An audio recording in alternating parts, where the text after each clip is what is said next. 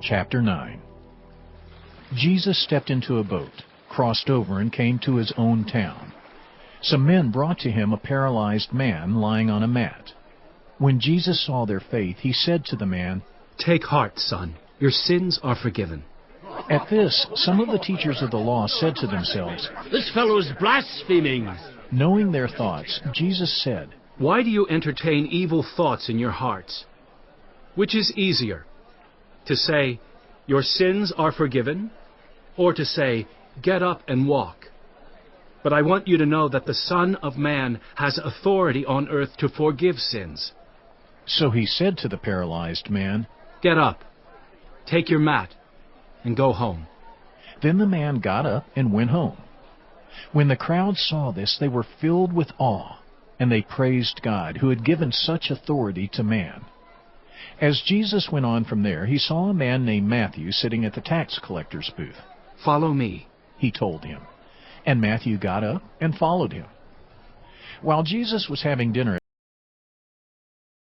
at Matthew's house, many tax collectors and sinners came and ate with him and his disciples.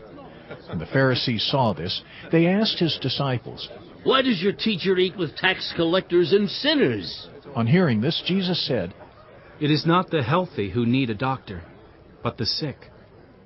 But go and learn what this means. I desire mercy, not sacrifice. For I have not come to call the righteous, but sinners."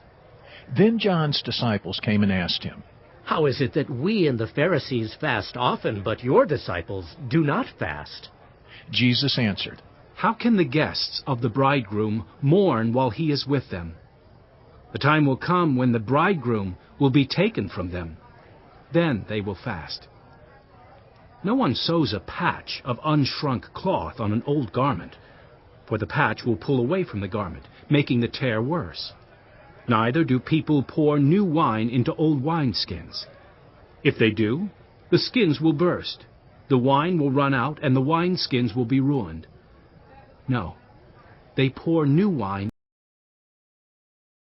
into new wineskins, and both are preserved."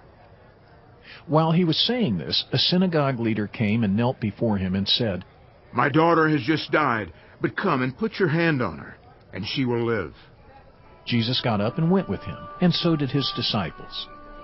Just then, a woman who had been subject to bleeding for 12 years came up behind him and touched the edge of his cloak. She said to herself, "If I only touch his cloak, I will be healed." Jesus turned and saw her. "Take heart, daughter," he said. "Your faith has healed you." And the woman was healed at that moment. When Jesus entered the synagogue leader's house and saw the noisy crowd and people playing pipes, he said, "Go away. The girl is not dead, but asleep." But they laughed at him. After the crowd had been put outside, he went in and took the girl by the hand, and she got up. News of this spread through all that region. As Jesus went on from there, 2 blind men followed him, calling out, "Have mercy on us, Son of David!" When he had gone indoors, the blind men came to him, and he asked them. "Do you believe that I am able to do this?" "Yes, Lord," they replied. Then he touched their eyes and said, "According to your faith, let it be done to you." And their sight was restored. Jesus warned them sternly. "See that no one knows about this." But they went out and spread the news about him all over that region. While they were going out, a man who was demon-possessed and could not talk was brought to Jesus. And when the demon was driven out, the man who had been mute spoke. The crowd was amazed and said, "Nothing like this has ever been seen in Israel." But the Pharisees said, "It is by the prince of demons that he drives out demons." Jesus went through all the towns and villages, teaching in their synagogues, proclaiming the good news of the kingdom and healing every disease and sickness. When he saw the crowds, he had compassion on them because they were harassed and helpless, like sheep without a shepherd. Then he said to his disciples, "The harvest is plentiful, but the workers are few. Ask the Lord of the harvest, therefore, to send out workers into his harvest field.